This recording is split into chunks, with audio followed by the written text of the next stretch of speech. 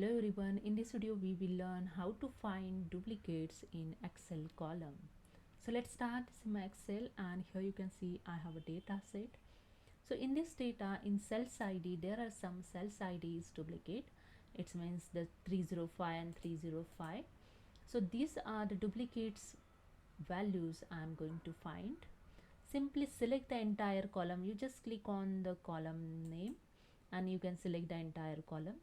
You can drag with the mouse and select the entire column also, and you can use the shortcut key. Simply select the first cell and use the shift control down arrow to select the entire column. After that, go to the home tab and in styles group click on the conditional formatting option, then click on the highlight cells rules, then click on the duplicates values, and here you see the duplicates values dialog box is open. Just click on the arrow and here the two option. If you want to highlight duplicates, you just select the duplicates option, and if you want to highlight the unique ID, you can select the unique. Okay, so I select here the duplicates value with the light red field with a dark red text.